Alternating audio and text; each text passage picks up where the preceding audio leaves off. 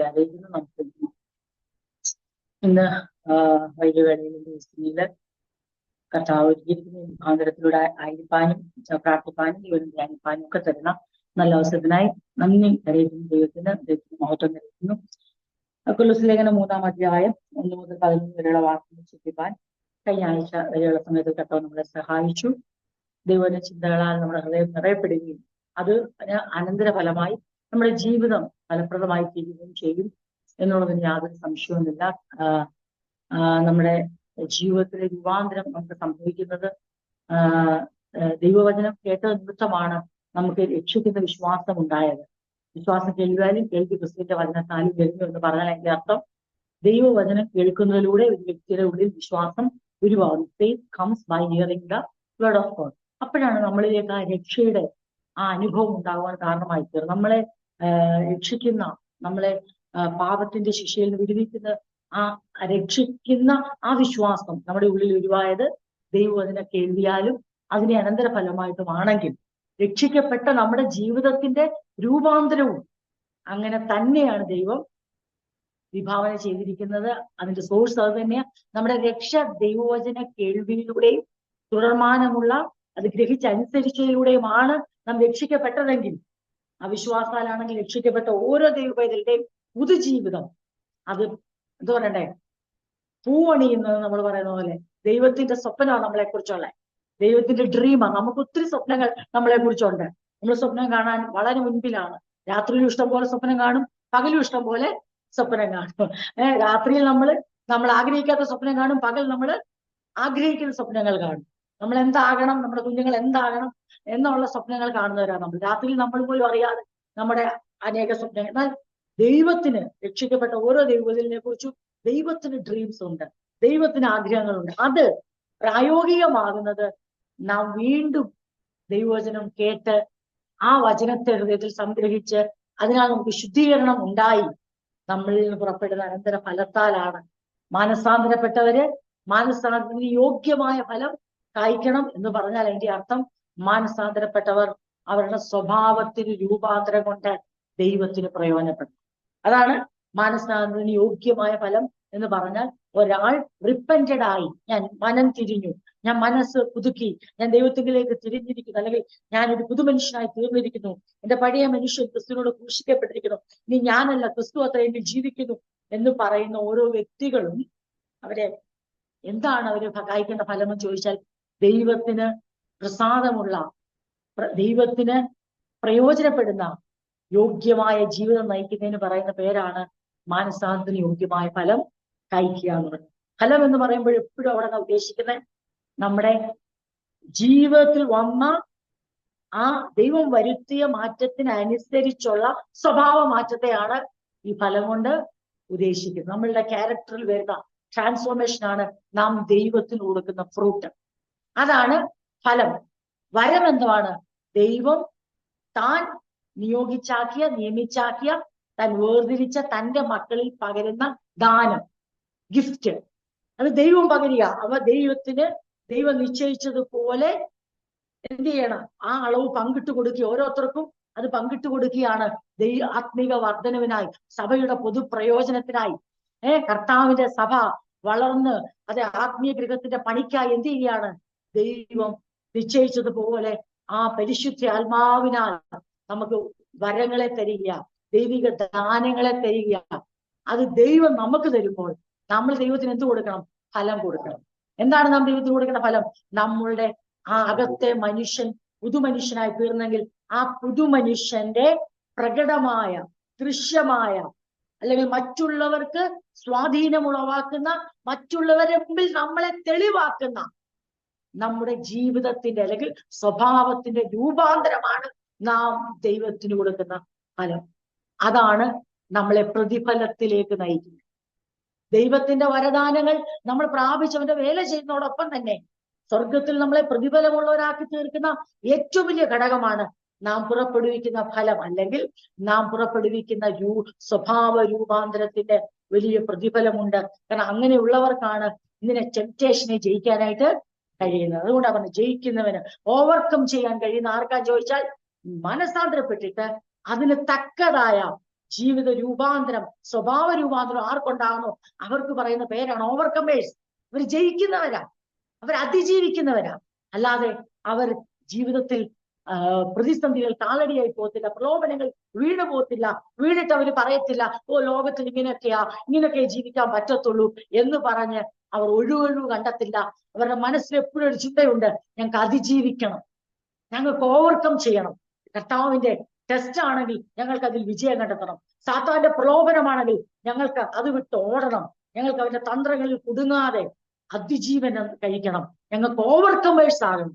ഈ ഓവർകമേഴ്സിനാണ് സ്വർഗത്തിൽ പ്രതിഫലം ദൈവം വെച്ചിരിക്കുന്നത്. തന്റെ വേല ചെയ്യുന്ന വേലക്കാർക്കും, പാപത്തെ അതിജീവിക്കുന്ന ഓരോ ദൈവമക്കൾക്കും, പ്രലോഭനങ്ങളെ അതിജീവിക്കുന്ന, വിശ്വാസത്തിന്റെ പരിശോധനയിൽ ദൈവത്തോട് പിറുപിറുക്കാതെ മറുതലിക്കാതെ ദൈവത്തിന്റെ ഹിതത്തിന് തങ്ങളെ തന്നെ വിധേയപ്പെടുത്തി കൊടുത്ത് കഠിനമാകേണ്ട ഹൃദയം. പല വിശ്വാസത്തിന്റെ പരിശോധനയിൽ എന്ത് സംഭവിക്കും?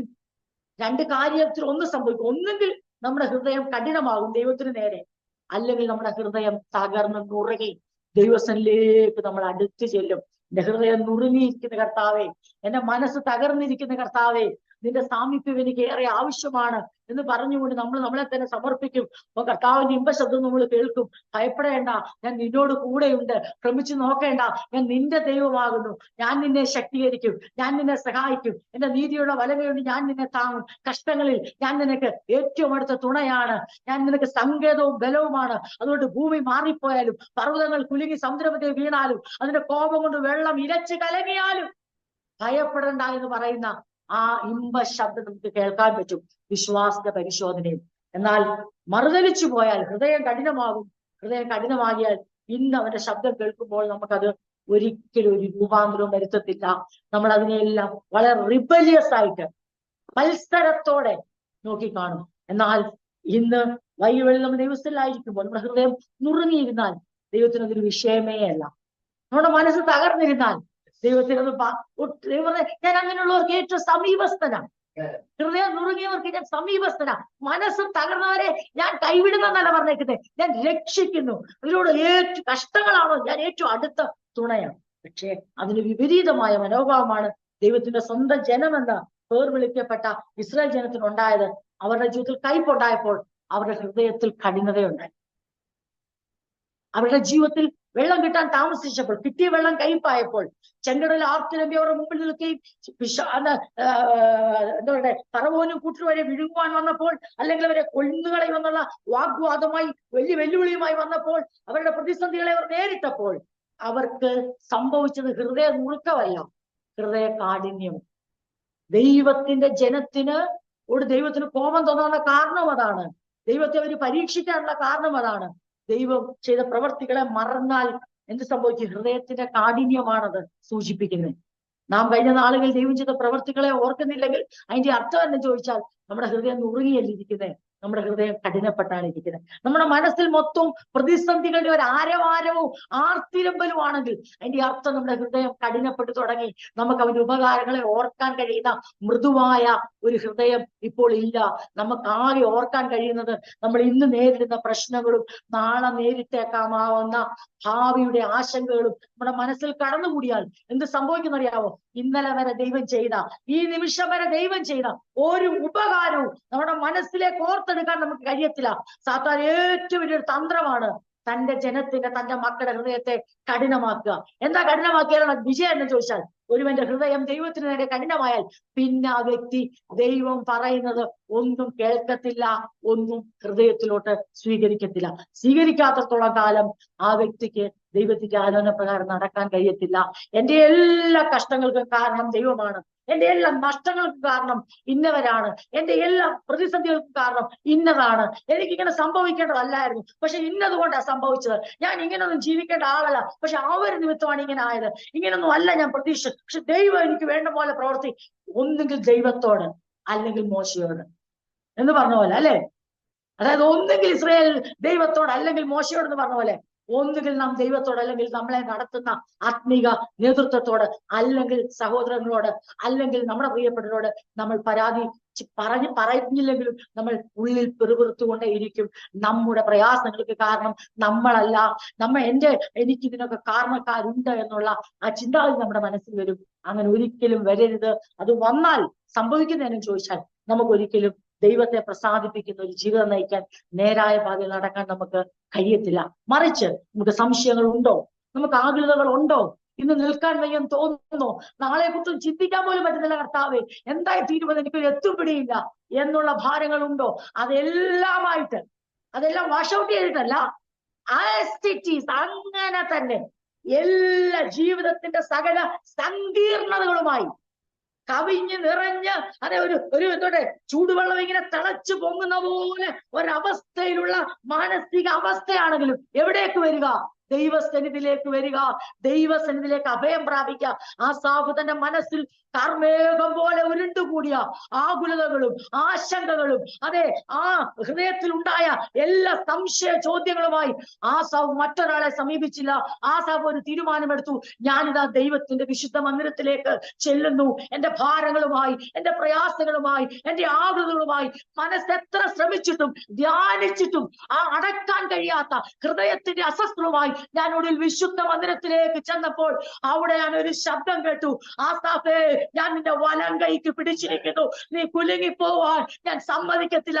എന്റെ ആലോചനയാൽ ഞാൻ നിന്നെ നടത്തും. നിന്നെ ഞാൻ വഴിവഴിപ്പിലല്ല നിർത്തിയിരിക്കുന്നത്, ഞാൻ നിന്നെ അത് ഉറപ്പുള്ള സ്ഥാനത്താണ് നിർത്തിയിരിക്കുന്നത്. ഞാൻ നിന്നെ എന്റെ മഹത്വത്തിലേക്ക് കൈക്കൊള്ളും. ഇന്ന് രാത്രി ദൈവവചനം കേൾക്കുമ്പോൾ നമ്മുടെ ഹൃദയങ്ങൾ ഒരു മെഴുകുപോലെ ഉരുകട്ടെ, വെണ്ണ പോലെ ഉരുകട്ടെ. നമ്മുടെ ഹൃദയം നുറുങ്ങട്ടെ, സാരമില്ല, തകരട്ടെ, സാരമില്ല.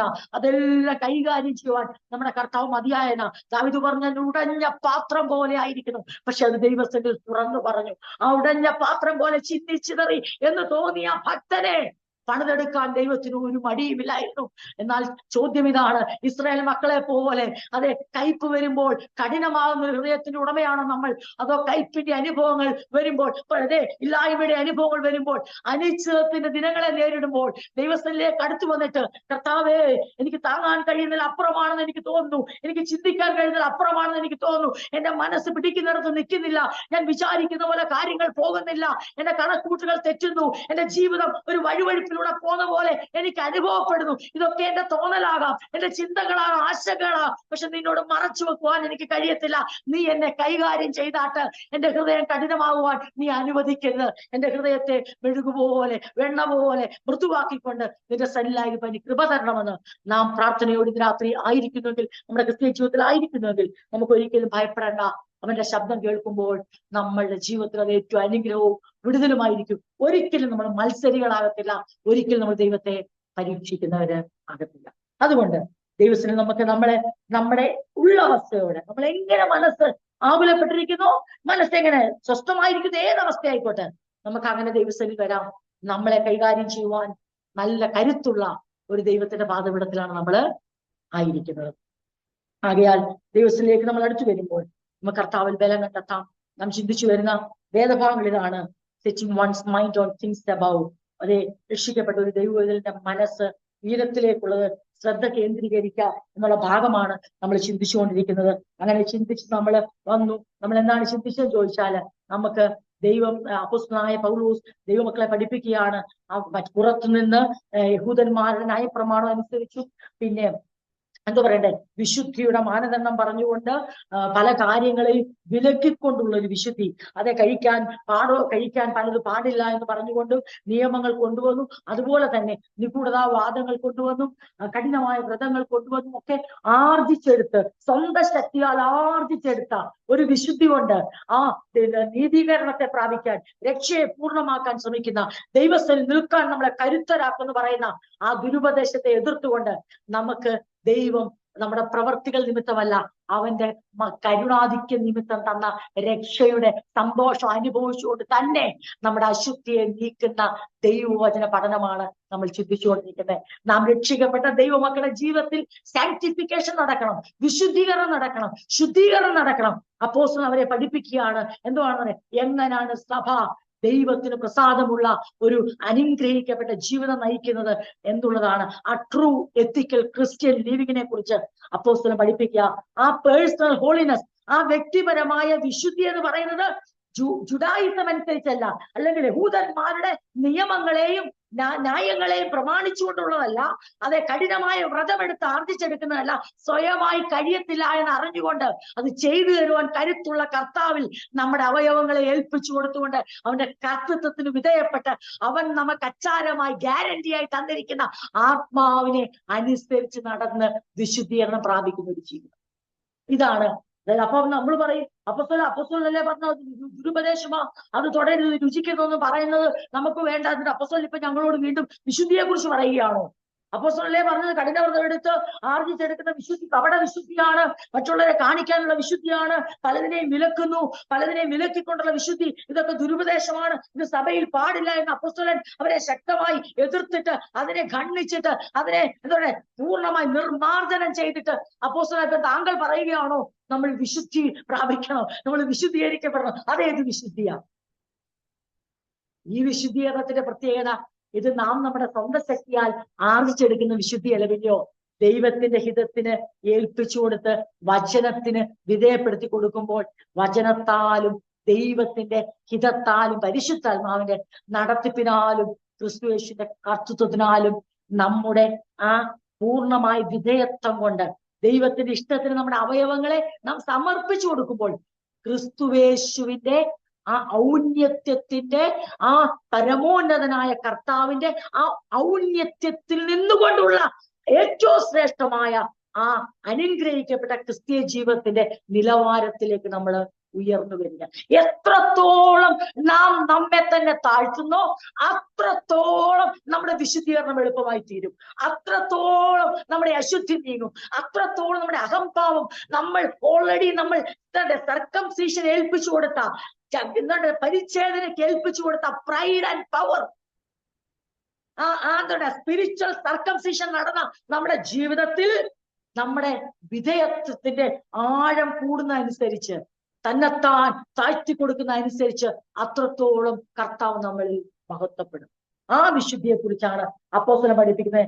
It's not according to Judaism, യഹൂദന്മാരുടെ മത ആചാരങ്ങൾ അനുസരിച്ച് അല്ലെങ്കിൽ ദുരുപദേശകന്മാരുടെ കഠിനവ്രതത്തിലൂടെ ആർജിച്ചെടുക്കുന്ന വിശുദ്ധിയാണ് ഇവിടെ പഠിപ്പിക്കുന്നത്. ഇവിടെ പഠിപ്പിക്കുന്നത് ക്രിസ്തുയേശുവിന്റെ മഹിമയ്ക്ക് അനുസരിച്ചുള്ള ആ സ്റ്റാൻഡേർഡിനനുസരിച്ചുള്ള ഒരു ജീവിത നിലവാരം എങ്ങനെ വാർത്തെടുക്കും. അതായത് തുടരുത്, രുചിക്കരുത്, നമുക്കിനി മാനുഷികമായ കൽപ്പനകളൊന്നും അനുസരിക്കണ്ട എന്ന് പറഞ്ഞിട്ട് പുത്തഴിഞ്ഞ പുസ്തകമല്ല ക്രിസ്തീയ ജീവിതം. അപ്പോസ്തലൻ പറഞ്ഞല്ലോ, ഇനി മാനുഷികമായ ഒരു പാരമ്പര്യങ്ങളുമില്ല, ന്യായപ്രമാണം വഴി നമുക്ക് അനുസരിക്കേണ്ട, നമുക്കിനി കഠിനവ്രതം ആർജിച്ച് ഒരു ഭയങ്കര കഠിനവ്രതത്തിനോടൊരു വിശുദ്ധി വേണ്ട, ഇനി എന്ത് സുഖം ഒന്നും വേണ്ട, ഒരു പ്രമാണങ്ങളും ഇല്ലാത്ത ഒരു കുത്തഴിഞ്ഞ പുസ്തകമല്ല ക്രിസ്തീയ ജീവിതം. പിന്നെയോ നമുക്ക് ക്രിസ്തുവേശുവിന്റെ മഹത്വത്തിനും മഹിമയ്ക്കും അവൻ നമുക്ക് തന്ന സ്നേഹത്തിനും അവന്റെ ആ ഔന്നത്യത്തിനും ഒത്തവണ്ണമുള്ള ഉയർന്നു വരുന്ന, നമ്മളെ താഴ്ത്തിക്കൊണ്ട് നമ്മളിൽ ഉളവായി വരുന്ന ക്യാരക്ടറിനനുസരിച്ച് അതാണ് ക്രിസ്തീയ ജീവിതത്തിന്റെ മഹാത്മ്യം. അതിനുവേണ്ടിയാണ് മാറി മാറി എല്ലാ ലേഖനങ്ങളും അപ്പോസ്തലന്മാർ അത് പഠിപ്പിക്കുന്നത്, നമ്മളും കാലങ്ങളായി വർഷങ്ങളായി അത് പഠിച്ചുകൊണ്ടിരിക്കുന്നത്.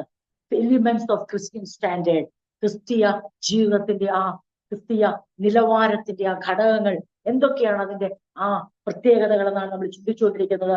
വ്യക്തിപരമായ വിശുദ്ധി നമുക്ക് ആവശ്യമാണോ? തീർച്ചയായും ആവശ്യമാണ്. അതൊരു മാനുഷിക കൽപ്പനകളുടെ അടിസ്ഥാനത്തിലല്ല. അത് തുടരുത്, എന്താ തൊടാത്ത, ഞങ്ങൾക്ക് കൽപ്പനയുണ്ടോ തുടരുത്, അത് രുചിക്കരുത്, അയ്യോ രുചിക്കുന്നില്ല എന്ന് പറയുന്ന ഭാഗ്യമായ ആരെയോ പേടിച്ച് കുറെ ലിസ്റ്റ് എഴുതി തന്നിട്ട് ആ ലിസ്റ്റിനെയോ പ്രമാണത്തെയോ ഭയന്നുകൊണ്ടുള്ള ഒരു ജീവിതമല്ല. പിന്നെയോ ദൈവത്തെ ഭയപ്പെട്ടും ദൈവത്തെ സ്നേഹിച്ചും കൊണ്ട് മുന്നോട്ട് പോകുമ്പോൾ നാം തീരും നമ്മുടെ ഉള്ളിൽ വരുന്ന രൂപാന്തരമാണ് എനിക്ക് എന്റെ ജീവിതത്തിന് മാറ്റം വേണമെന്ന് ദൈവം ആഗ്രഹിക്കുന്നു. അതുകൊണ്ട് ദുർനടപ്പ് എന്നിൽ പാടില്ല, അശുദ്ധി എന്നിൽ പാടില്ല, അതിരാഗം എന്നിൽ പാടില്ല. അതെ, പാഷൻ എന്ന് പറയുമ്പോൾ, അതിരാഗം എന്ന് പറയുമ്പോൾ ഒരു കാര്യത്തോടുള്ള അമിതമായ ആഗ്രഹം, അതിനോടുള്ള ഒരു പാഷൻ, സ്ട്രോങ് ഡിസയർ, അതിയായ ഒരാഗ്രഹം. നമ്മുടെ പാഷൻ നമ്മുടെ കർത്താവിനോടായിരിക്കണം, അവന്റെ ഹിതങ്ങളും അവന്റെ ഇഷ്ടം ചെയ്യുവാനായിരിക്കണം. അല്ല നമ്മൾ മറ്റു പലതിനും പാഷനേറ്റ് ആയാൽ, നമുക്ക് അതിരാഗം ഉണ്ടായാൽ, നമുക്ക് സ്ട്രോങ് ഡിസയർ വല്ലാതുണ്ടായാൽ നമ്മുടെ ലക്ഷ്യം തെറ്റും. ഈവിൾ ഡിസയർ നമുക്ക് പാടില്ല, നമുക്ക് അത്യാഗ്രഹം പാടില്ല. ആഗ്രഹം നല്ലതാണ്, അത്യാഗ്രഹം പാടില്ല. നമുക്ക് അതെ, അത് ദൈവം നമ്മളിൽ നിന്ന് ആഗ്രഹിക്കുന്നു. ഡിസയർ നല്ലതാണ്, പക്ഷെ ഈവിൾ ഡിസയർ പാടില്ല. നമുക്ക് പാഷൻ വേണം, അത് ദൈവത്തോടും അവന്റെ ഇഷ്ടത്തോടുമായിരിക്കണം, നമ്മളോടും നമ്മുടെ ഇഷ്ടങ്ങളോടും ആയിരിക്കരുത്. അങ്ങനെ അപ്പോസ്തലൻ. അപ്പൊ നമ്മൾ എന്താണ് ചിന്തിക്കുന്നത് ചോദിച്ചാൽ, നമ്മുടെ വർത്തമാനകാല ജീവിതം വെളിപ്പെടുവാൻ പോകുന്ന ഭാവികാല ജീവിതത്തിന്റെ മഹത്വത്തിന് അവിടെ നീതി പുലർത്തുന്നതായിരിക്കണം, ആ സ്റ്റാൻഡേർഡിലേക്ക് ഉയർന്നു വരുന്നത്. Let's live our present life according to the standard of future glory.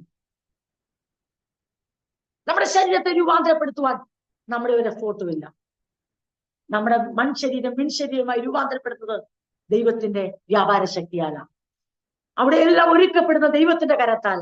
എന്നാൽ ആ വെളിപ്പെടാൻ പോകുന്ന ഭാവി മഹത്വത്തെ മുന്നിൽ നിർത്തിക്കൊണ്ട് നമ്മൾ ഓർക്കണം, നാളെ ഞാൻ എവിടെയാണ് എന്റെ മേശ പങ്കിടാൻ പോകുന്നത്, നാളെ ഞാൻ ആരോടൊപ്പമാണ് മേശമേലിരിക്കാൻ പോകുന്നത്, ഞാൻ എവിടെയാണ് വസിക്കാൻ പോകുന്നത്, ഏത് ചുമതലകളാണ് എന്നെ ഏൽപ്പിക്കാൻ പോകുന്നത്, ഏത് പ്രതിഫലത്തിനാണ് ഞാൻ അർഹനാകാൻ പോകുന്നത്. അങ്ങനെയാണെങ്കിൽ അങ്ങനെ ശ്രേഷ്ഠകരമായി വെളിപ്പെടാൻ പോകുന്ന ആ രൂപാന്തരപ്പെട്ട ശരീരത്തോടു കൂടിയ ദൈവരാജ്യവാസത്തിനായി ദൈവം എന്നെ ഈ പാപമങ്കുലമായ ലോകത്തിൽ നിന്ന്, പാപത്തിൽ നിന്ന് എന്നെ വീണ്ടെടുത്ത് ഈ ഭൂമിയിൽ അല്പനാൾ ആക്കി വെച്ചിട്ടുണ്ടെങ്കിൽ എന്റെ വർത്തമാനകാല ജീവിതം അത് തികച്ചും വരുവാൻ പോകുന്ന മഹത്വപൂർണമായ ഭാവി ജീവിതത്തോട് നീതി പുലർത്തുന്നത്. അതുമായി ഒരു ബന്ധവുമില്ലാത്ത ഒരു ജീവിതം ഇവിടെ നയിച്ചിട്ട്, ഇവിടെ ദുർനടപ്പ് ആചരിച്ചിട്ട്, ഇവിടെ അശുദ്ധിയിൽ ജീവിച്ചിട്ട്, ഇവിടെ ഭയങ്കര പാഷനാ, ദൈവത്തോടുമല്ല, ദൈവിക വേലയോടുമല്ല, കർത്താവിന്റെ ഇഷ്ടങ്ങളോടുമല്ല, ഭയങ്കര പാഷനാ. എന്നിട്ട് നമുക്ക് എങ്ങനെ പറ്റും മറ്റൊരാളോട് കൂറ് കാണിച്ചിട്ട്, മറ്റൊരു കാര്യത്തോട് അതിരാഗം കാണിച്ചിട്ട്, പണത്തോട് അത്യാഗ്രഹം കാണിച്ചിട്ട്, നേരായി നടക്കേണ്ടവർ സെക്ഷൽ ഇമ്മോറാലിറ്റിയിലേക്ക് ദുർനടപ്പ് കാണിച്ചിട്ട്, നല്ല ആഗ്രഹങ്ങളെ സാധിപ്പിച്ചു തരാൻ ദൈവം ശക്തനാണ് കർത്താവ് പറഞ്ഞിട്ട് ഈവിൾ ഡിസയറുമായി, തിന്മയുടെ ആഗ്രഹങ്ങളുമായി നടന്നിട്ട് നമുക്ക് എങ്ങനെ ദൈവം ഒരുക്കുന്ന ദൈവരാജ്യത്തിന് അവകാശമായി തീരാൻ? അതുകൊണ്ടാണ് അപ്പോസ്തലൻ ഗലാത്യർ എഴുതി പറഞ്ഞത്, ഈ വക പ്രവർത്തിക്കുന്നവൻ. എന്താ ഇതിന്റെ അർത്ഥം? ഈ വക ഒരിക്കൽ ഒരു പ്രാവശ്യം ചെയ്തവരെന്നല്ല ഇതിനർത്ഥം. ഒരിക്കൽ കള്ളം പറഞ്ഞവർ, ഒരിക്കൽ ജീവിതത്തിൽ ഒരു ദുർനടപ്പുണ്ടായി, ഒരിക്കൽ ഒരു പ്രാവശ്യം അവർ അത്യാഗ്രഹികളായി, ഇനി ഒരിക്കലും അവർക്ക് ദൈവരാജ്യം, അങ്ങനല്ല അതിന്റെ അർത്ഥം. ജീവിതത്തിൽ വരുന്ന പാപങ്ങൾ സംഭവിച്ച് അതിൽ നിന്ന് പൂർണ്ണമായും ഏറ്റുപറഞ്ഞ് യേശുവിന്റെ ആ രക്തത്താൽ ശുദ്ധീകരണം പ്രാപിച്ച് തെറ്റുകളെ കുറിച്ച് ബോധ്യമുള്ളവരായി പൂർണ്ണമായി അതിൽ നിന്ന് മനം തിരിഞ്ഞ് ദൈവത്തിന് പ്രസാദമുള്ള ജീവൻ നയിക്കുന്നവരെ കുറിച്ചല്ല പറയുന്നത്, മറിച്ച് those who practice such things.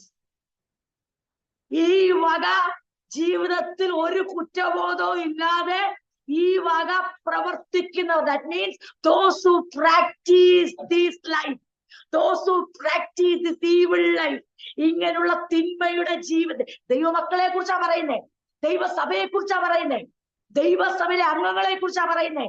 ഇങ്ങനെയുള്ള ജീവിതം, ഈ വക ജീവിതത്തിൽ നിരന്തരമായി ചെയ്തു വരുന്നവർ ഓർത്തോണം, നിങ്ങൾ ദൈവരാജ്യം അവകാശം, നിങ്ങളെ ദൈവരാജ്യം അവകാശമാക്കാനാ ദൈവം വിളിച്ചത്. പക്ഷെ നിങ്ങളുടെ പ്രവൃത്തി കൊണ്ട് നിങ്ങൾ തന്നെ പറയുകയാണ്, ഞങ്ങൾക്ക് ചേർന്നതല്ല ഈ ഫ്യൂച്ചർ ഗ്ലോറി. കാരണം ഞങ്ങളുടെ വർത്തമാനകാല ജീവിതത്തിൽ ഞങ്ങളുടെ സ്റ്റാൻഡേർഡ് ഇതാണ്, അതുകൊണ്ട് ഭാവി കാലത്തെ സ്റ്റാൻഡേർഡ് ഞങ്ങൾ യോഗ്യരേ അല്ല എന്ന് ജീവിതം കൊണ്ട് അവർ തെളിയിക്കുക. എന്നാൽ നമുക്കോ, നമ്മുടെ ഉത്തരവാദിത്വം എന്താ?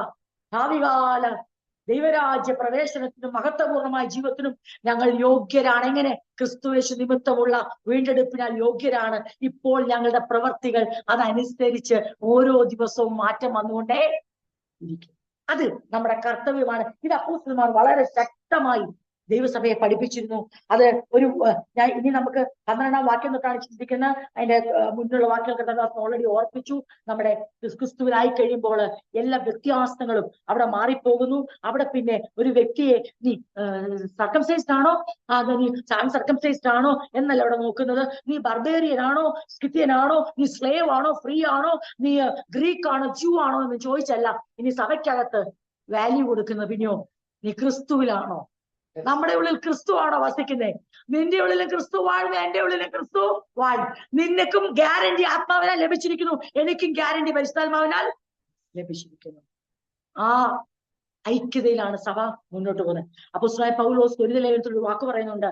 ഈ നമ്മളെ ഈ ഹോളി ലൈഫ്, പേഴ്സണൽ ഹോളിനെസ്സിലൊക്കെ വളരെ ശക്തമായി പഠിപ്പിക്കുന്ന അപ്പോസ്തലൻ തന്നെ കുറിച്ച്, തങ്ങൾ ശുശ്രൂഷയെ കുറിച്ച് കഴിഞ്ഞ ദിവസങ്ങളിൽ ഞാൻ ആ വചനം ഇങ്ങനെ ധ്യാനിച്ചപ്പോൾ അപ്പോസ്തലൻ പറയുന്നത്, നമ്മളിങ്ങനെ ചിന്തിക്കും, നമ്മുടെ ഹൃദയത്തിൽ ഒരു ചിന്ത വരാം, എന്തിന് നമ്മൾ എന്റെ സത്യമായ ജീവിതവും ഞാൻ നേരോടെ ജീവിക്കുന്നൊക്കെ എനിക്കും ദൈവത്തിനും അറിയാം.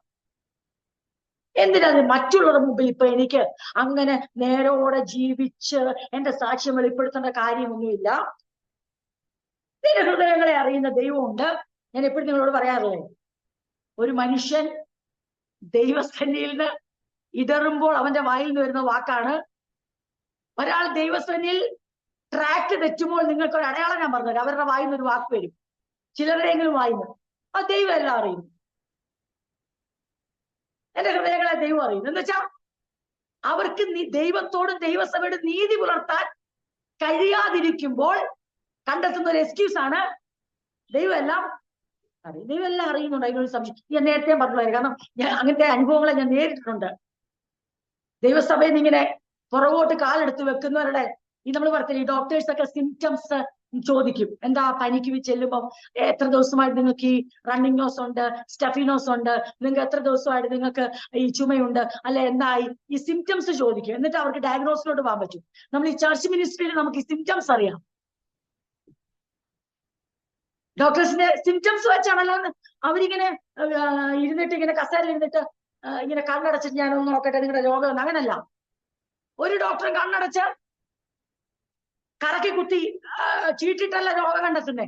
അവരുടെ മുമ്പിൽ വന്നിരിക്കുന്ന രോഗിയിൽ നിന്ന് തന്നെയാണ് അവർ രോഗനിർണയം നടത്തുന്നത്. ആ ചോദിച്ചു വരുമ്പോൾ ഇവർക്കറിയാം, ലക്ഷണങ്ങൾ വ്യക്തമാക്കുന്നു രോഗം ഇന്നതാണ്. നമ്മുടെ വാ കൊണ്ട് തന്നെ കേൾക്കുന്ന ലക്ഷണങ്ങളാൽ അവര് നമുക്ക് എഴുത്തരും ഡയഗ്നോസിസ് ഇന്നത്. അത് കൂടുതൽ വേണം നമ്മുടെ രക്തം എടുത്താൽ പരിശോധിക്കട്ടെ, അവരുടെ രക്തമല്ല.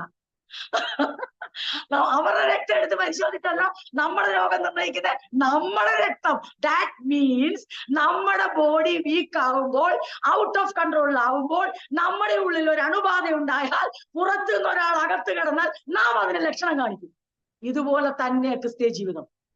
ഒരാൾ ഔട്ട് ഓഫ് ട്രാക്കിൽ ഓടുമ്പോൾ, ഒരാൾ സഭയിൽ നിന്ന് പിൻവലിയാൻ ശ്രമിക്കുമ്പോൾ, ഒരാൾ വചനത്തിൽ നിന്ന് പുറത്തുപോകാൻ ശ്രമിക്കുമ്പോൾ, കൂട്ടായ്മയിൽ നിന്ന് ഒഴിഞ്ഞിരിക്കാൻ ശ്രമിക്കുമ്പോൾ അവർ അതിന്റെ ലക്ഷണങ്ങൾ കാണിച്ചിരിക്കും. ആദ്യ കുറച്ച് ദിവസമൊക്കെ നമ്മുടെ ലക്ഷണങ്ങൾ അകത്ത് കിടക്കും. ഇച്ചിരി കഴിയുമ്പോൾ ആ ലക്ഷണങ്ങൾ പുറത്തു വരും. അതിന്റെ പ്രധാന ഒരു സിംറ്റമാണ്, നാം എന്തെങ്കിലും പറഞ്ഞാൽ അവർ പറയും, എനിക്കിപ്പോ ആരെയും ബോധിപ്പിക്കേണ്ട കാര്യമില്ല, ദൈവം എന്റെ ഹൃദയം അറിയും. ഇനിയിപ്പോ നിങ്ങൾ ജന്മത്തത് പറയത്തില്ലെന്ന് എനിക്കറിയാം. അപ്പോഴേ ഞങ്ങൾക്ക് കാര്യം പിടികിട്ടും. കാരണം നേരത്തെ അങ്ങനല്ല. അവരാ ട്രാക്കിലൂടെ ഓടുമ്പോൾ ഒരു ഭയങ്കര കൺസേണാ. നമുക്കറിയാം. ഞാനിത് കുറ്റം പറയാൻ പറഞ്ഞതല്ല, നമുക്ക് നമ്മെ തന്നെ ഒന്ന് വിധിക്കാൻ വേണ്ടി പറഞ്ഞതാ. പെട്ടെന്ന് നമ്മുടെ തടകുടഞ്ഞ് എഴുന്നേൽക്കും, നമ്മുടെ അഭിമാനം, ഫോൾസ് പ്രസ്റ്റീജ് ഉണരും. നമ്മൾ അതിന്റെ സിംറ്റംസ് കാണിക്കും. സഭയോട് ഇടറുന്നവർ അതിന്റെ സിംറ്റംസ് കാണിച്ചിരിക്കും. കർത്താവിനോട് ഇടറുന്നവർ അതിന്റെ ലക്ഷണങ്ങൾ വെളിപ്പെടുത്തിയിരിക്കും. ശുശ്രൂഷകരോട് ഇടറുന്നവർ അതിന്റെ ലക്ഷണങ്ങൾ വെളിപ്പെടുത്തിയിരിക്കും. അതിന് സംശയമില്ലാത്ത കാര്യമാണ്. പ്രാക്ടീസ് ഉള്ള ഒരു ഡോക്ടറോട് ചോദിച്ചാൽ അവർ പറയും, ഞാൻ ഇത്രയും വർഷം ഇത് ചെയ്തുകൊണ്ടിരിക്കുന്ന ഒരു വ്യക്തി, എനിക്കറിയാം എന്ന് പറഞ്ഞ പോലെ കർത്താവിന്റെ വേലയിൽ ദീർഘവർഷങ്ങൾ ആയിരിക്കുന്നവരെന്ന നിലയിൽ വ്യക്തമായി ഈ ലക്ഷണങ്ങളെ തിരിച്ചറിയാൻ ഉള്ള കൃപ ദൈവ ശുശ്രൂഷകർക്ക് തന്നിട്ടുണ്ട്. അങ്ങനെ ആരിലും ഉണ്ടാകാതിരിക്കട്ടെ. അങ്ങനെ ഉണ്ടായ നല്ലൊരു കാലം നമുക്കുണ്ടായിരുന്നു. ഇപ്പോൾ അതില്ലാത്തതിനായി നന്ദിയോടെ ഞാൻ ദൈവത്തെ സ്തുതിക്കുന്നു. ഇടയ്ക്കിടയ്ക്ക് അതെ, ഈ പ്രശ്നങ്ങളൊക്കെ നമ്മൾ അഭിമുഖീകരിച്ചവരാണ്. ഞാൻ എന്തിനാ ഇത് പറഞ്ഞു ചോദിച്ചാൽ, you may ask A question. എനിക്ക് നിർബന്ധമാണോ ഞാനിപ്പോൾ യഥാർത്ഥമായ ഒരു ക്രിസ്ത്യൻ ജീവിതം നയിക്കുന്നതെന്ന് ഇപ്പൊ സഭ അറിഞ്ഞില്ലേ? എനിക്കിപ്പോ എന്താ, എനിക്ക് എന്നെ പാസ്റ്ററെ ബോധ്യപ്പെടുത്തണോ? എനിക്കിപ്പോ എന്നെ സഹോദരങ്ങളെ ബോധ്യപ്പെടുത്തണോ? എല്ലാം കാണുന്ന സർവശക്തനായ ദൈവം അറിഞ്ഞാൽ പോരെ, അതുകൊണ്ട് എനിക്ക് പിന്നീടൊക്കെ ജീവിക്കാൻ പറ്റും എന്നാണോ നാം ചിന്തിക്കുന്നത്? അതോ എന്റെ കർത്തവ്യമാണ്, എന്റെ ജീവിതം സുതാര്യമായിരിക്കണം, ട്രാൻസ്പെറന്റ് ആയിരിക്കണം, ഒരു മറയില്ലാതെ എന്ന് വെച്ചാൽ പ്രൈവസി ഇല്ലാന്നല്ല, പാപങ്ങൾ ചെയ്തിട്ടൊരു മറ വെക്കാതെ എനിക്ക് ഫോഷ്ക്ക് പറയാത്ത സത്യവചനത്താൽ വീണ്ടും ജനിക്കപ്പെട്ട എനിക്ക് സത്യം സംസാരിച്ചുകൊണ്ട് നീതീകരണം പ്രാപിച്ച് എനിക്ക് നീതിക്ക് വേണ്ടി അവയവങ്ങളെ കൊടുത്തുകൊണ്ട് എനിക്കൊരു ജീവൻ നയിക്കണം. അത് മറ്റുള്ളവരുടെ മുമ്പിൽ വെളിവാകട്ടെ. കാരണം അങ്ങനെ വെളിവാകുമ്പോൾ മറ്റുള്ളവർക്ക് ഞാനൊരു സാക്ഷിയായി തീരും. എന്റെ ജീവിതം അനേകർക്ക് പ്രചോദനമായി തീരും. ഇത് അപ്പോസ്തലൻ പറഞ്ഞിട്ടുണ്ടോ ഇല്ലയോ നമുക്ക് നോക്കാം. അപ്പോസ്തലൻ എന്താണ് പറഞ്ഞത് നമുക്ക് നോക്കാം. ഞാനത് എന്റെ മെഡിറ്റേഷൻ കൊലോസ്യ ലേഖനത്തിൽ നിന്ന് കൊരിന്ത്യ ലേഖനത്തിലേക്ക് പോയപ്പോൾ അവിടെ ദൈവത്തിന്റെ പരിശുദ്ധാത്മാവ് എന്നോട് ഇടപെട്ട 1-2 ഭാഗങ്ങൾ പറഞ്ഞ് ഞാൻ കൊലോസ്യ ലേഖനത്തിലേക്ക് തന്നെ മടങ്ങി വരാം. കൊരിന്ത്യ ലേഖനം 2 കൊരിന്ത്യർ 6-ാം അധ്യായത്തില് 6-ാം അധ്യായം നമ്മൾ എടുക്കുമ്പം 2 കൊരിന്ത്യർ 6-ാം അധ്യായം അതില് നമുക്ക് അതിന്റെ 3-ാം വാക്യം ഇങ്ങനെയാണ് എഴുതിയിരിക്കുന്നത്. ഞാൻ അത് ഇംഗ്ലീഷ് ഒന്ന് വായിക്കാം എന്നിട്ട്, കാരണം ഞാൻ ഇംഗ്ലീഷിലാണ് മെഡിറ്റേറ്റ് ചെയ്തത്, അതുകൊണ്ടാണ്. അപ്പോസ്തലൻ പറയാണ്, we live in such a way that no one will stumble because of us and no one will find fault with our ministry. ഞങ്ങൾ ജീവിക്കുന്ന ജീവിതം എങ്ങനെയാണെന്നറിയോ? ആരിടറിയാൽ ഞങ്ങൾക്ക് ഒരു പ്രശ്നവും. ഞങ്ങൾക്ക് ഇങ്ങനെയൊക്കെ പറ്റത്തുള്ളൂ. ഞങ്ങൾ പ്രസംഗിക്കും, ഞങ്ങൾ പഠിപ്പിക്കും, പക്ഷെ ജീവിതത്തിലൊന്നും പ്രായോഗിക്കാൻ ഞങ്ങളെ കൊണ്ട് സാധിക്കത്തില്ലെന്നല്ല പറഞ്ഞേ. അപ്പോസ്തലൻ പറയാണ്, കൊരിന്ത്യരെ ഞാൻ നിങ്ങളോടൊരു കാര്യം പറയാം. ഞങ്ങൾക്കൊരു ലൈഫ് സ്റ്റൈൽ ഉണ്ട്. ഞാൻ ദൈവത്തെ സ്തുതിച്ച്, കർത്താവേ, ഈ അപ്പോസ്തലൻ എല്ലാ ലേഖനത്തിലും മാറി മാറി ഈ എത്തിക്കൽ ക്രിസ്ത്യൻ സ്റ്റാൻഡേർഡ് ഓഫ് ലിവിംഗ് പഠിപ്പിക്കുമ്പോൾ ആ മനുഷ്യന്റെ ലൈഫിനെ ഉപയോഗിച്ചുകൊണ്ടാണല്ലോ ദൈവമൊക്കെ ചെയ്തതെന്ന്. അപ്പോസ്തലൻ പറയാണ്, we live in such a way that no one will stumble because of us. ആരും ഞങ്ങളുടെ ജീവിതം കണ്ട് ഇടറി പോകാതിരിക്കേണ്ടതിന് ഞങ്ങൾ എങ്ങനെ ജീവിക്കുന്നറിയാവോ? and no one will find fault with our ministry. ഞങ്ങളുടെ ശുശ്രൂഷയിൽ അതെ എന്താ പറയണ്ടേ, അവർക്കൊരു ഇടർച്ചയുടെ കുറ്റം കണ്ടെത്തി ഞങ്ങളിൽ ദോഷകരമായ ഒരു പ്രവൃത്തി, പാപത്തിന്റെ ഒരവസ്ഥ, അല്ലെങ്കിൽ ഒരു മുഖപക്ഷത്തിന്റെ ഒരു അവസ്ഥ, അതുമല്ലെങ്കിൽ ധനശേഖരണം നടത്തിയിട്ട് എനിക്ക് പ്രിയമുള്ളവരെ കൊണ്ടുപോയിട്ട് സഭയ്ക്ക് സമ്മതമല്ലാത്തവരെ സമ്മതരായവരെ തെരഞ്ഞെടുക്കാതെ എന്റെ മാത്രം പ്രിയരെ തെരഞ്ഞെടുത്ത് പോന്ന വഴി അതിൽ കുറച്ച് മുക്കുന്ന പരിപാടി. മലയാളത്തിൽ എങ്ങനെ എഴുതിയിട്ടത്? ഒന്ന് വായിച്ചേ. ശുശ്രൂഷയ്ക്ക് ആക്ഷേപം വരാതിരിക്കേണ്ടതിന് ഞങ്ങൾ ഒന്നിലും ഇടർച്ചയ്ക്ക് ഹേതു കൊടുക്കാതെ സകലത്തിലും ഞങ്ങളെ തന്നെ ദൈവത്തിന്റെ ശുശ്രൂഷകന്മാരായി കാണിക്കുന്നു. ബഹുസഹിഷ്ണുത, കഷ്ടം, ബുദ്ധിമുട്ട്, സങ്കടം, തല്ല്, തടവ്, കലഹം, അധ്വാനം, ഉറക്കിളപ്പ്, പട്ടിണി, നിർമ്മലത, പരിജ്ഞാനം, ദീർഘക്ഷമ, ദയ, പരിശുദ്ധാത്മാവ്, നിർവ്യാജ്യ സ്നേഹം, സത്യവചനം, ദൈവശക്തി എന്നിവയിലും ഇടത്തും വലത്തും നീതിയുടെ ആയുധങ്ങൾ ധരിച്ചുകൊണ്ട് മാനാപമാനങ്ങളും ദുഷ്കീർത്തി സൽകീർത്തികളും അനുഭവിച്ചും ചതിയന്മാരെന്നിട്ടും സത്യവാന്മാർ, ചതിയന്മാരെന്ന് പറഞ്ഞിട്ടും സത്യവാന്മാർ, ആരും അറിയാത്തവരെന്നു പറഞ്ഞിട്ടും എല്ലാവരാലും നല്ലവണ്ണം അറിയുന്നവർ, മരിക്കുന്നവരെന്നിട്ടും ഇതാ ഞങ്ങൾ ജീവിക്കുന്നു, ശിക്ഷിക്കപ്പെടുന്നവരെന്നിട്ടും കൊല്ലപ്പെടാത്തവർ, ദുഃഖിതരെങ്കിലും എപ്പോഴും സന്തോഷിക്കുന്നവർ, ദരിദ്രരെങ്കിലും പലരെയും സമ്പന്നനാക്കുന്നവർ, ഒന്നും ഇല്ലാത്തവർ എങ്കിലും എല്ലാം കൈവശമുള്ളവരായി തന്നെ. ഇത് പറയാൻ കാര്യം എന്ന് ചോദിച്ചാല്,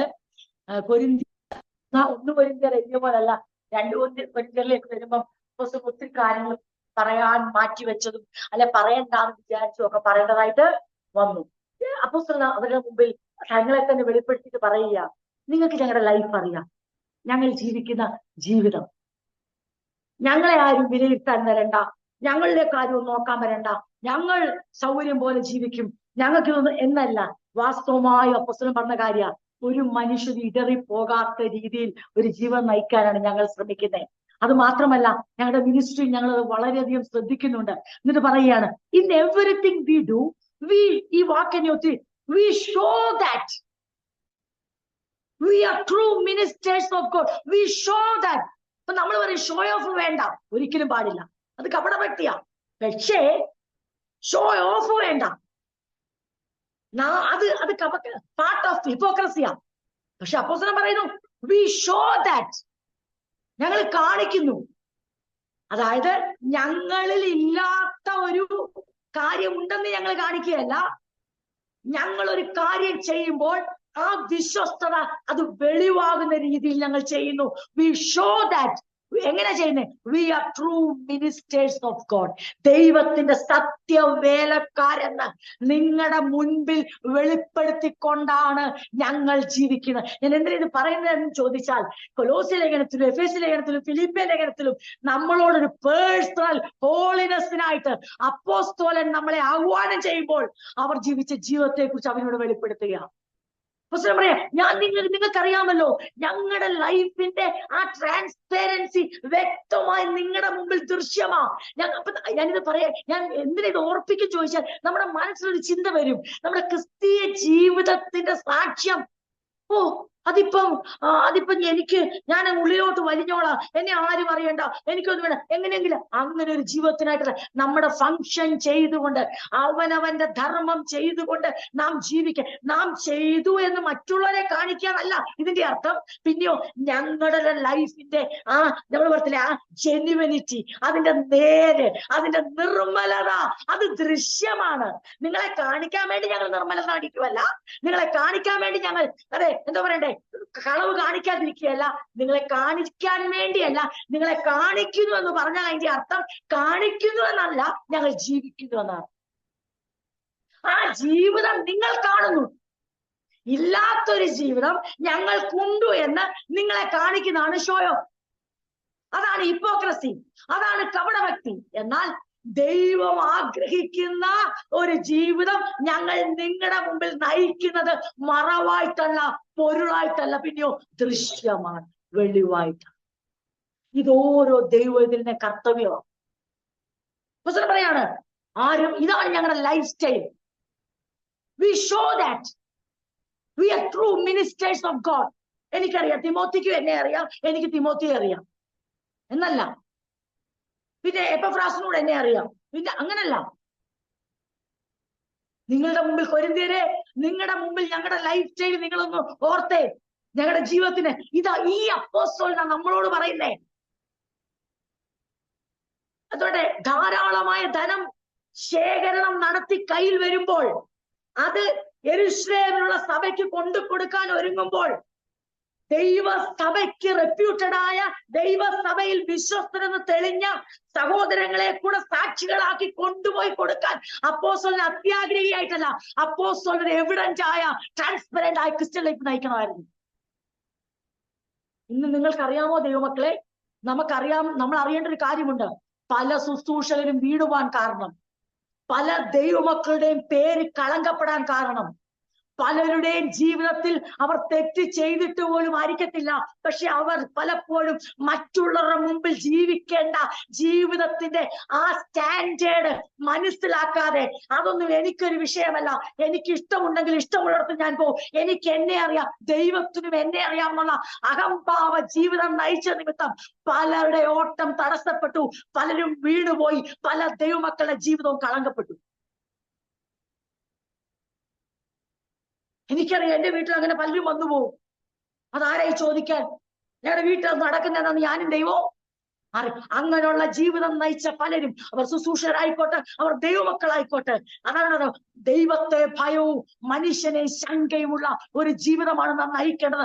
അപ്പോൾ മാത്രമേ നമുക്ക് എവിഡന്റ് ആയ, മറ്റുള്ളവരുടെ മുമ്പിൽ ദൃശ്യമായ, കാണിക്കാൻ വേണ്ടിയല്ല, നാം നയിക്കുന്ന ജീവിതത്തിന്റെ നേരെ അത് വെളിവാകുക തന്നെ വേണം. കാരണം നാം അകത്ത് നേരുള്ള ജീവൻ നയിക്കുകയും പുറത്ത് നമ്മളെ കുറിച്ച് മോശ അഭിപ്രായം പറയുന്ന തെറ്റിദ്ധാരണയുടെ വക്കിൽ നമ്മളെ ആരെയും കാണാൻ പാടില്ല. പറയാം, എനിക്ക് വ്യക്തമായിട്ടറിയാം, ഒരു ഫണ്ട് എടുക്കുമ്പോൾ ആ ഫണ്ടിൽ ഞാൻ ആഗ്രഹിക്കുന്നു അത് ഇവരിൽ അറിയട്ടെ. ഈ ഫണ്ടും കൊണ്ട് ജെറുസലേമിലേക്ക് പോകുമ്പോൾ അത് അവിടെ കൊടുത്തു എന്ന് അവരറിയട്ടെ. എന്നാ അപ്പോസ്തലൻ സമ്പത്തിൽ എത്ര വിശ്വസ്തനായിരുന്നു, പക്ഷെ അപ്പോസ്തലൻ ആഗ്രഹിച്ചിരുന്നു എന്റെ ലൈഫ് അതെ മറ്റുള്ള മുമ്പിൽ എവിഡന്റ് ആയിരിക്കണം. ഐ ഡോണ്ട് കെയർ എന്നൊരു ലൈഫല്ല, ആ പേഴ്സണൽ ഹോളിനെസ്സിന് മൂല്യത കൊടുത്ത ഒരു മനുഷ്യനായിരുന്നു അപ്പോസ്തലനായ പൗലോസ് എന്ന് പറയാൻ വേണ്ടിയാണ് അദ്ദേഹത്തിന്റെ വാക്കുകൾ തന്നെ എടുത്ത് കൊരിന്ത്യ സഭയിലെ വിശ്വാസികളോട് അദ്ദേഹം പറയുകയാണ്, we live in such a way that no one will stumble because of us and no one will find fault with our ministry. In everything we do, ഞങ്ങൾ ചെയ്യുന്നതിലൊക്കെ we show that we are true ministers of God. ദൈവത്തിന്റെ സത്യ വേലക്കാരാണ് ഞങ്ങളെന്ന് ഞങ്ങളും ദൈവം മാത്രം അറിഞ്ഞാൽ പോരാ, നിങ്ങളും കൂടെ അറിയണം.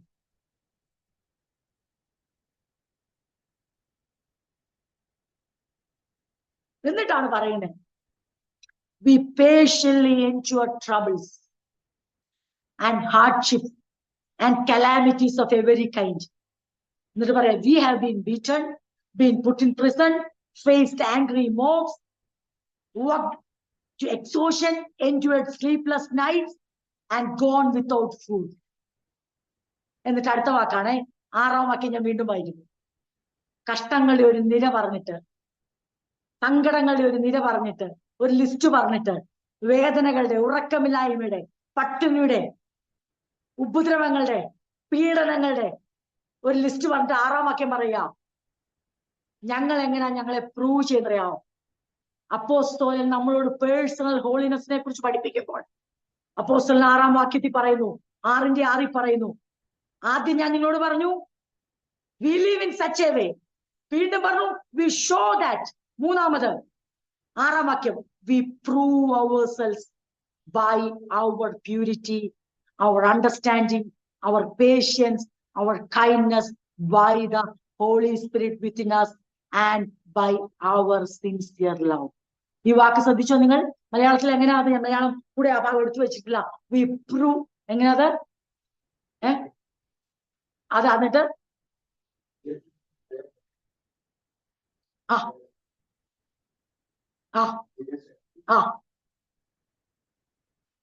നമ്മുടെ ആ അല്ലെങ്കിൽ നിങ്ങൾ ഒരു കാര്യം 2 കൊരിന്ത്യർ ലേഖനം പഠിക്കുന്നവര് ഓർത്തോണം, നമ്മുടെ മലയാളം വേർഷൻ പഠിച്ചാൽ ഒന്നും മനസ്സിലാകത്തില്ല. ഇങ്ങോട്ട് വരുമ്പം ഈ എന്താ ഈ പറയുന്നത് പോലും നമുക്ക് ഈ ഭാഗം മാത്രമല്ല, ചില ലേഖനം ചില അധ്യായം വായിച്ചാൽ എത്തും പിടിയും കിട്ടത്തില്ല. നമ്മൾ കൺഫ്യൂസ്ഡ് ആവും. കാരണം ട്രാൻസ്ലേഷൻ ഒരു എന്താണ് ഒരു ഇൻകംപ്ലീറ്റ് ആയ പോലെ ചില വാക്കുകൾ അവിടെ വന്നിട്ടുണ്ട്. അത് ഈ അധ്യായത്തിൽ മാത്രമല്ല, ചില അധ്യായങ്ങൾ വായിച്ച ചിലത് നെഗറ്റീവ് ഫീലിംഗ് നമുക്കോട്ടെ. അപ്പോസ്തലൻ പോസിറ്റീവായിട്ട് പറഞ്ഞത് നെഗറ്റീവായിട്ട് തോന്നും. ഞാൻ ഈ 2 കൊരിന്ത്യർ സത്യം പറഞ്ഞാൽ വളരെ വളരെ പ്രയാസം തോന്നിട്ടുണ്ട് ഈ ഭാഗങ്ങൾ വായിക്കും. ഞാനത് എക്സ്പ്ലെയിൻ ചെയ്യാം. അപ്പോസ്തലൻ പറയുകയാണ്, നിങ്ങളോട് ഞാൻ ഒരു കാര്യം പറയാം. ഞങ്ങളെ തന്നെ ഞങ്ങൾ വെളിവാക്കുന്നത്, തെളിയിക്കുന്നത് എന്താ? We prove ourselves. ഞങ്ങൾക്ക് അപ്പോസ്തലൻ താങ്കൾക്ക് എന്തോത്തിന്റെ ആവശ്യമോ? താങ്കളെ പ്രൂവ് ചെയ്യേണ്ടത്, താങ്കൾ വിശ്വസനാണെന്ന് അറിയാത്ത ആരാ ഉള്ളത്? കേൾക്കണോ? കൊരിന്ത്യരെ വിശ്വാസം എന്തെല്ലാം അപ്പോസ്തലനെ പറഞ്ഞെന്ന്. നമ്മുടെ വിചാരം അപ്പോസ്തലനായ പൗലോസിനെ എല്ലാ സർവ്വ ജനം സമ്മതദായകനായിട്ട് എല്ലാവരും നോ നോ നോ നോ അവരുടെ മുമ്പിൽ അങ്ങനെ ജീവിതം കഴിച്ചിട്ടും അവർക്ക് അപ്പോസ്തലനെ കഴിച്ചതാ. we prove ourselves by our purity. ഞങ്ങൾ നേരുള്ളവരായി ശുദ്ധിയുള്ളവരായി ജീവിച്ചുകൊണ്ട് our understanding, our patience, our kindness, our sincere love, ഇതെങ്ങനാ? by the Holy Spirit within us. ദൈവത്തിന്റെ പരിശുദ്ധാത്മാവ് ഞങ്ങളിൽ വസിച്ചുകൊണ്ട് ഞങ്ങളിൽ ഉളവാകുന്ന, അതാണ് നമ്മൾ കൊലോസ്യ ലേഖനം 3-ാം അധ്യായം 12 മുതൽ ചിന്തിക്കുന്നത്. അപ്പോസ്തലൻ 2 കൊരിന്ത്യർ 6 പറയുവാണ്, നിങ്ങളൊരു കാര്യം കൊരിന്ത്യരെ ഓർത്തോണം, ഞങ്ങളെ വെളിപ്പെടുത്തിയത് എന്റെ റൂമാലിട്ട് രോഗികൾ സൗഖ്യമായതല്ല എന്റെ ഐഡന്റിറ്റി. ഇന്നത്തെ പല ശുശ്രൂഷകരും അവരുടെ ഐഡന്റിറ്റി ഉണ്ടാക്കാൻ ശ്രമിക്കുന്നത് വരം കൊണ്ടാ, ഫലം കൊണ്ടല്ല. ഇന്നത്തെ പല ദൈവമക്കളും അവരുടെ ഐഡന്റിറ്റി ഉണ്ടാക്കാൻ ശ്രമിക്കുന്നത്, അവരുടെ വ്യക്തിത്വം, അവരുടെ സാക്ഷ്യം വാർത്തെടുക്കാൻ ശ്രമിക്കുന്നത് ദൈവം അവർക്ക് കൊടുത്ത ദാനങ്ങളെ വെച്ച അല്ലയല്ല. നാം അങ്ങോട്ട് പുറപ്പെടുവിക്കുന്ന ഫലം കൊണ്ട് മാത്രമേ നമ്മുടെ ഐഡന്റിറ്റി ദൈവത്തിന്റെ മുമ്പിൽ, സഭയുടെ മുമ്പിൽ വെളിവാകത്തുള്ളൂ. അപ്പോസ്തലൻ ഇവിടെ ഇതായിരുന്നോ പറയണ്ടേ? പ്യൂരിറ്റിയെ കുറിച്ചായിരുന്നോ പറയണ്ടേ? അണ്ടർസ്റ്റാൻഡിങ് ആണോ പറയണ്ടേ? പേഷ്യൻസ്, കൈൻഡ്നസ്, സിൻസിയർ ലവ്, ഇത് വെച്ച് അപ്പോസ്തലൻ പറയാ ഞങ്ങളുടെ ഐഡന്റിറ്റി ഇതാ. അല്ലാതെ ഞങ്ങൾ എത്ര പേരെ സ്നാനപ്പെടുത്തിയെന്നുള്ള അല്ല ഞങ്ങളുടെ ഐഡന്റിറ്റി. ഞാൻ എത്ര സഭ സ്ഥാപിച്ചെന്നുള്ളതല്ല എന്റെ ഐഡന്റിറ്റി. ഞാൻ എത്ര രോഗികളെ സൗഖ്യമാക്കി എന്നുള്ളതല്ല എന്റെ ഐഡന്റിറ്റി. ഞാൻ എന്റെ റൂമാലിന് എത്രത്തോളം ശക്തി ഉണ്ടെന്നല്ല എന്റെ ഐഡന്റിറ്റി. ഞാൻ ഇത്രയും കാലയളവിൽ എത്ര രാജ്യങ്ങൾ, എത്ര ഭൂഖണ്ഡങ്ങൾ സന്ദർശിച്ചു, എന്തുമാത്രം ഞാൻ എൻ ദൈവം തന്ന കൃപാവരങ്ങളെ ഉപയോഗിച്ചു എന്നുള്ളതല്ല എന്റെ ഐഡന്റിറ്റി. മറിച്ച് ദൈവം അനുവദിച്ച കഷ്ടങ്ങളുടെ ലിസ്റ്റ് പറഞ്ഞിട്ട് അതിന്റെ അനന്തരഫലമായി താൻ പുറപ്പെടുവിച്ച സ്വഭാവത്തിന്റെ ഗുണമാണ് പറഞ്ഞത്. ഇന്ന് പലരും സഭയ്ക്കകത്ത് ഐഡന്റിറ്റി ഉണ്ടാക്കാൻ ശ്രമിക്കുന്ന ദൈവമൊക്കെ അറിയാമല്ലോ. നമ്മുടെ സഭയിൽ പിന്നെ ആ സിസ്റ്റം ഇല്ലല്ലോ, അതുകൊണ്ട് നമുക്ക് അത്ര അറിയത്തില്ല. എല്ലാവരും ആ പ്രാർത്ഥിച്ചു കിട്ടിയ മറുപടി കൊണ്ടും പിന്നെ പ്രാർത്ഥിച്ച് കിട്ടിയ മറ്റു ദാനങ്ങൾ കൊണ്ടും പിന്നെ ദൈവം ഏൽപ്പിച്ച ചില കൃപാവരങ്ങളുടെ ശുശ്രൂഷ കൊണ്ടും ഒക്കെ പലരും ഇന്നെന്തോ പറയണ്ടേ, അവര് വിചാരിച്ചേക്കുന്ന അത് വെച്ച് അവർക്ക് അവരെ പ്രൂവ് ചെയ്യാമെന്ന്, അത് വെച്ച് അവർക്ക് അവരെ എവിഡൻസ് ആക്കാമെന്ന്, അത് വെച്ച് അവർക്ക് നേരുള്ള ജീവിതം വെളിപ്പെടുത്താമെന്ന്, അത് വെച്ച് അവർക്ക് ആരും ഇടറാതെ വണ്ണം ഒരു ജീവിതം നയിക്കാമെന്ന് അവർ വിചാരിച്ചിരിക്കുന്ന ദൈവം തന്നിരിക്കുന്ന ദാനങ്ങളാണ് ഞങ്ങളുടെ ജീവിതത്തിന്റെ ഐഡന്റിറ്റി, ഞങ്ങളുടെ വ്യക്തിത്വം, ഞങ്ങളുടെ സാക്ഷ്യം. ഇന്ന് രാത്രി ദൈവമക്കൾക്ക് അറിയാവുന്ന ദൈവമക്കളോട് വീണ്ടും പറയട്ടെ, അല്ലേ അല്ല. ദൈവം തന്നിരിക്കുന്ന വരദാനങ്ങൾ വെച്ച് ആരും ദൈവസന്നിധിയിൽ നിൽക്കാമെന്ന് വിചാരിക്കേണ്ട. ആ നാളിൽ പലരും എന്നോട് പറയും, കർത്താവേ നിന്റെ നാമത്തിൽ ഞങ്ങൾ ഭൂതങ്ങളെ പുറത്താക്കി, നിന്റെ നാമത്തിൽ ഞങ്ങൾ വളരെ വീര്യപ്രവൃത്തി ചെയ്തു, നിന്റെ നാമത്തിൽ ഞങ്ങൾ രോഗികളെ സൗഖ്യമാക്കി, നിന്റെ നാമത്തിൽ ഞങ്ങൾ കർത്താവ് പറയുന്നു, who are you? I don't know. എനിക്കറിയില്ലല്ലോ നിങ്ങളെ. I don't know you. എനിക്കറിയില്ലോ. അതിനർത്ഥം കർത്താവിനെ അറിയത്തില്ലെന്നാണ് അതിനർത്ഥം. അതിന്റെ ഞാൻ ഇങ്ങനെ പറയാറില്ലേ, ലേഡീസ് മീറ്റിലുള്ള പ്രസംഗിക്കുമ്പോൾ ഞാൻ പറയാറുണ്ട്, അതിന്റെ യഥാർത്ഥം കർത്താവിനെ നല്ലതായിട്ട് അറിയാവുന്ന. എനിക്ക് നിങ്ങളെ അറിയത്തില്ലെന്ന് പറഞ്ഞതിന്റെ അർത്ഥം ഉണ്ടോ? എനിക്ക് നല്ലതായിട്ട് അറിയാം നിങ്ങളെ, അതുകൊണ്ടാണ് അറിയത്തില്ലെന്ന് പറഞ്ഞത്. അതിന്റെ അർത്ഥം ദൈവം കൊടുത്ത വരദാനങ്ങൾ വെച്ച് അവരൊരു ഐഡന്റിറ്റി ഉണ്ടാക്കി. ദൈവസന്നിധി ചെന്നിട്ട് പറഞ്ഞു, നിനക്ക് ഞങ്ങളെ അറിയില്ലേ? എന്നിട്ട് അവര് പറഞ്ഞ എന്തുവാ?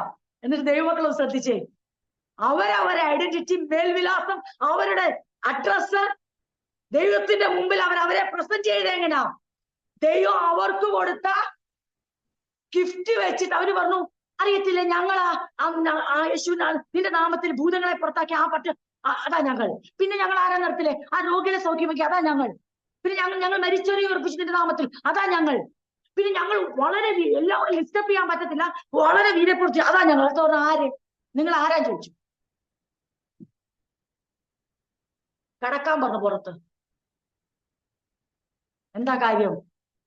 ദൈവം കൊടുത്ത വരദാനങ്ങൾ വെച്ച് ഒരു ഐഡന്റിറ്റി ഉണ്ടാക്കിയിട്ട്, കേട്ടോണോ, ഒരു വാക്കൂടെ യേശുവിടെ പറഞ്ഞു, വെറുതെ അല്ല പറഞ്ഞത്, ഒരു വാക്കവിടെ പറഞ്ഞു.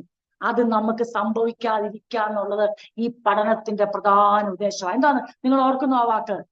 അധർമ്മം പ്രവർത്തിക്കുന്നവരെ.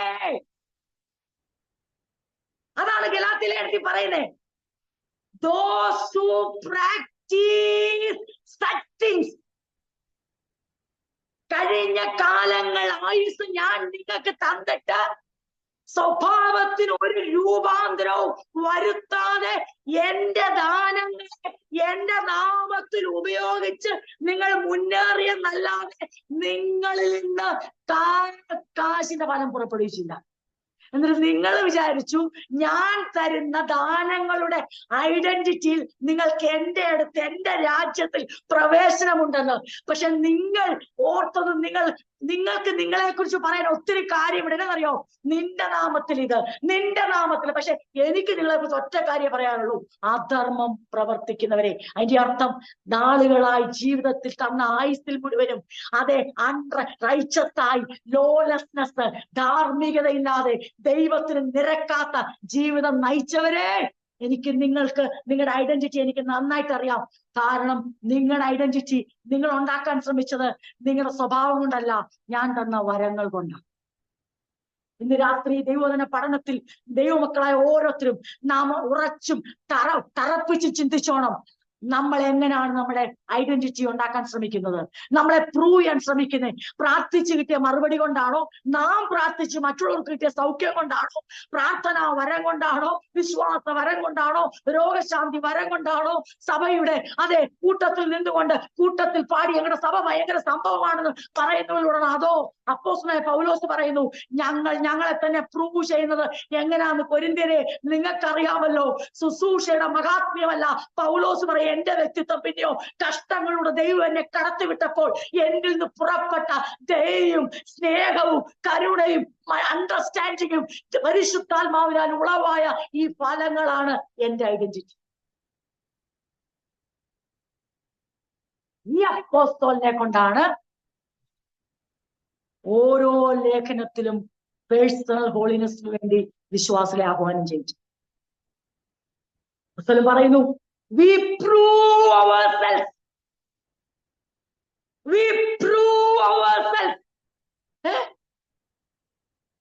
അപ്പോസ്തല, താങ്കൾക്ക് ആവശ്യമാണോ താങ്കളെ പ്രൂവ് ചെയ്യണ്ടേ? താങ്കളുടെ ശുശ്രൂഷ കണ്ട അറിയല്ലോ ദൈവം തങ്ങളുടെ കൂടെ വലത്തുണ്ടെന്നല്ലേ? വലതുഭാഗത്ത് തങ്ങളുടെ അധികാരം കണ്ടാൽ, താങ്കൾ സ്ഥാപിച്ച സഭയുടെ എണ്ണം നോക്കിയാൽ, താങ്കൾ സൗഖ്യമാക്കിയ രോഗികളുടെ എണ്ണം നോക്കിയാൽ, കാരാഗ്രഹത്തിന്റെ അടിസ്ഥാനം വരെ താങ്കൾ പ്രാർത്ഥിച്ചോ പുലിയതാ. താങ്കൾക്ക് ഇനിയും തങ്ങളെ തന്നെ വെളിപ്പെടുത്താൻ പ്യൂരിറ്റിയുടെ ആവശ്യമുണ്ടോ? അണ്ടർസ്റ്റാൻഡിങ്ങിന്റെ ആവശ്യമുണ്ടോ? കൈൻഡ്നെസിന്റെ ആവശ്യമുണ്ടോ? നിർവ്യാജ സ്നേഹത്തിന്റെ ആവശ്യമുണ്ടോ? താങ്കൾ അല്ലേ തന്നെ മഹാനല്ലേ? താങ്കൾക്ക് ദൈവരാജ്യം കിട്ടിയില്ല, പിന്നെ ആർക്കാണ് ദൈവരാജ്യം? അപ്പോസ്തലൻ പറയും, നിങ്ങൾ എന്റെ ദൈവം എന്ന വരം വെച്ചാൽ നിങ്ങൾ എന്നെ അളക്കുന്നേ. പക്ഷെ ദൈവസന്നിധി പോയി നിൽക്കുമ്പോൾ എനിക്ക് വരങ്ങളുടെ അടിസ്ഥാനത്തിലല്ല എന്റെ ഐഡന്റിറ്റി വെളിപ്പെടേണ്ടേ. ദൈവം എന്നെ ഈ ഭൂമിയിൽ നടത്തുന്ന ഏത് കഷ്ടത്തിലും ഉയർച്ചയിലും താഴ്ചയിലും ഞാൻ കാണിക്കുന്ന മനോഭാവമാണ് എന്റെ identity. I hope you got my point. രാത്രി ദൈവമക്കളെ, വളരെ വ്യക്തമായി സഭയത് അറിഞ്ഞോണം. നമ്മുടെ സഭയ്ക്കകത്ത് ഇങ്ങനെ ഒരു തെറ്റിദ്ധാരണ ഉണ്ടാകരുത്. പ്രാർത്ഥനയുടെ മറുപടി കൊണ്ട്, അതെ, വരങ്ങളുടെ ശുശ്രൂഷ കൊണ്ട്, ദൈവം തന്നിരിക്കുന്ന നന്മ കൊണ്ടോ ദാനം കൊണ്ടോ ഏൽപ്പിച്ച ശുശ്രൂഷ കൊണ്ടോ ഞാനോ നിങ്ങളോ ഒരു ഐഡന്റിറ്റി ഉണ്ടാക്കി സ്വർഗത്തിൽ ദൈവസന്നിധി ചെല്ലാമെന്ന് ആരും വിചാരിക്കേണ്ട. അപ്പോസ്തലൻ 6-ാം അധ്യായം 2 കൊരിന്ത്യർ 6-ാം അധ്യായത്തിൽ 1 മുതൽ സംസാരിച്ചിട്ട് പറയുകയാണ്, ഞങ്ങളുടെ കഷ്ടങ്ങളെ കുറിച്ച് ഞങ്ങൾ പറയാം. പക്ഷെ ആ കഷ്ടങ്ങൾ പറഞ്ഞിട്ട് ഞാൻ ഒരു കാര്യം കൂടി നിങ്ങളോട് പറയാം. ഈ കഷ്ടങ്ങളുടെ നടുവിൽ ഒരു കാര്യം തെളിയിക്കപ്പെട്ടു. ഞങ്ങളുടെ അകത്ത് പരിശുദ്ധാത്മാവിനാൽ ഉളവായ ദയയുണ്ട്, താഴ്മയുണ്ട്, സഹിഷ്ണുതയുണ്ട്, നിർവ്യാജ സ്നേഹമുണ്ട്. ഇത് വെച്ചാൽ ഞങ്ങളെ പ്രൂവ് ചെയ്യുന്നു. ലേഖനത്തിലേക്ക് നമുക്ക് മടങ്ങി വരാം. അങ്ങനെ പിന്നീട് നിങ്ങൾ വായിക്കുമ്പോൾ നിങ്ങൾക്ക് മനസ്സിലാകും. ഞാൻ ആ ഭാഗങ്ങളിൽ അങ്ങോട്ട് പോകുന്നില്ല, കാരണം അപ്പോസ്തലൻ പറയുന്നുണ്ട്. ദൈവം മക്കളെ, നമ്മൾ വ്യക്തമായി ഓർത്തോണം, ദുഷ്കീർത്തിയും സൽകീർത്തിയും കൂടെ ചേർന്നാണ് ക്രിസ്തീയ ജീവിതം. മാനവും അപമാനവും കൂടെ ചേർന്നാണ് ക്രിസ്തീയ ജീവിതം.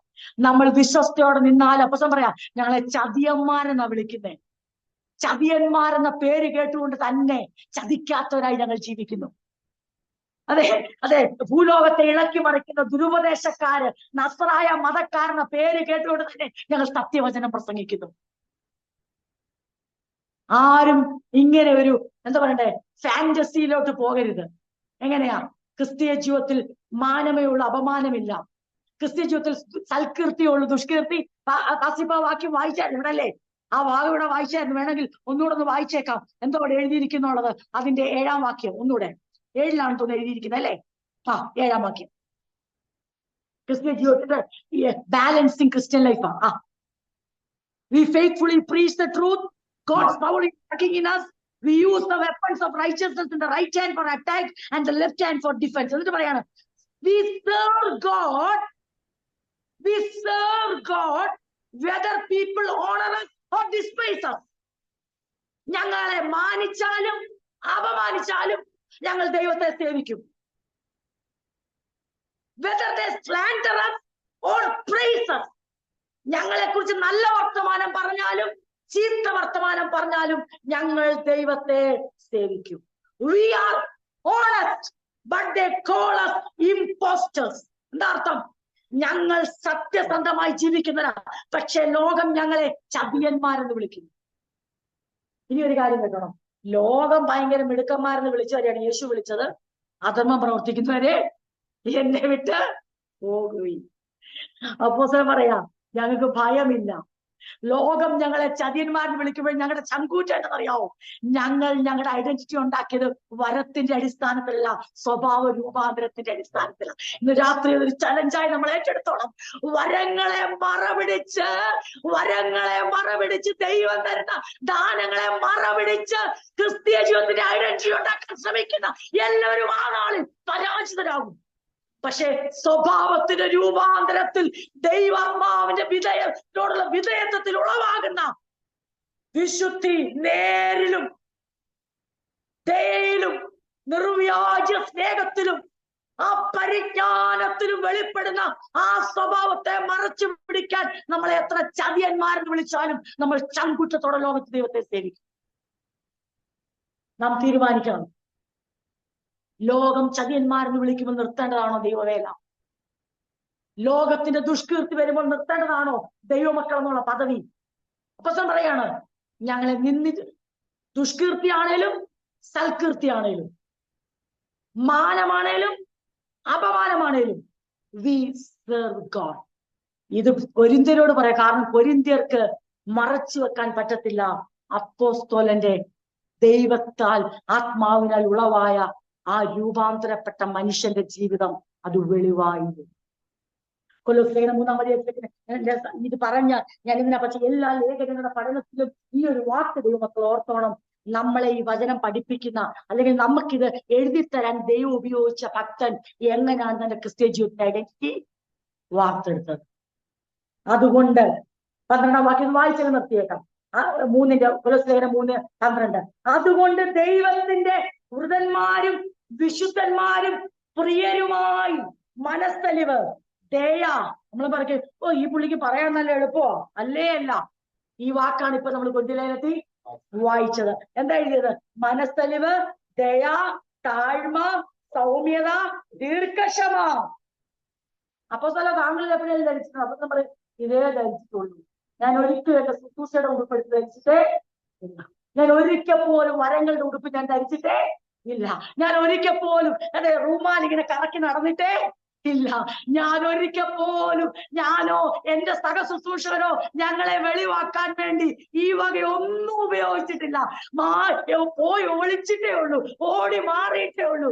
മാലയിടാൻ വന്നവർ, വണങ്ങാൻ വന്നവർ, ഞങ്ങളുടെ മുമ്പിൽ കാളകളെ അറക്കാൻ വന്നവരോട് അലറി വിളിച്ചുകൊണ്ട്, അയ്യോ ഇത് എന്തൊരു ദൈവദോഷമാ ചെയ്യുന്നത്, ഞങ്ങളെ വെറുതെ വിട്ടേക്ക്, ഞങ്ങൾ സാധാരണ മനുഷ്യരാ, ഞങ്ങളെ വണങ്ങല്ലേ, ഞങ്ങളെ നമസ്കരിക്കല്ലേ, ഞങ്ങളെ വലിയവരായി കാണല്ലേ, ഈ വരങ്ങളൊന്നും കണ്ടിട്ട് ഞങ്ങളെ സാധാരണ മനുഷ്യർക്ക് അപ്പുറമായി ഒന്നും കാണല്ലേ. ഞങ്ങളെ കൊരിന്ത്യരോട് പറയുക, പിന്നെ ഞങ്ങളെ കാണണം, ഞങ്ങളുടെ വരം കൊണ്ടല്ല, ഞങ്ങൾ പുറപ്പെടുവിച്ച ഫലം കൊണ്ട് നിങ്ങൾ ഞങ്ങളെ ഒന്ന് ദയവായി വിലയിരുത്തണേന്നാ കൊരിന്ത്യരോട് പറഞ്ഞത്. കൊരിന്ത്യരെ, നിങ്ങൾ എന്നെ പുച്ഛിക്കുന്നു, എന്നെ പരിഹസിക്കുന്നു, ലോകത്തിലും എനിക്കതുണ്ട്, സഭയിലും എനിക്കതുണ്ട്. പക്ഷെ ഞാൻ ചതിയനായിട്ടല്ലല്ലോ എന്നെ ചതിയെന്ന് പറയുന്നേ. ഞാൻ അപമാനമേറ്റപ്പം ശുശ്രൂഷ നിർത്തിയവരല്ല, കഷ്ടങ്ങൾ വന്നപ്പോൾ ശുശ്രൂഷ നിർത്തിയവരല്ല. ആർക്കും മറക്കാൻ കഴിയാത്ത സത്യസന്ധതയുടെ നിർവ്യാജ സ്നേഹം എന്നിൽ നിങ്ങൾ ധാരാളം അനുഭവിച്ചതാണ്.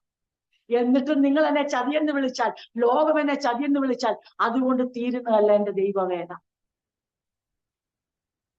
കൊലോസ്യർ 3:12 ഇങ്ങനെ പറയുന്നു. അതാണ് നമ്മൾ വായിച്ചത്. അതുകൊണ്ട് ദൈവത്തിന്റെ വൃതന്മാരും വിശുദ്ധന്മാരും പ്രിയരുമായി.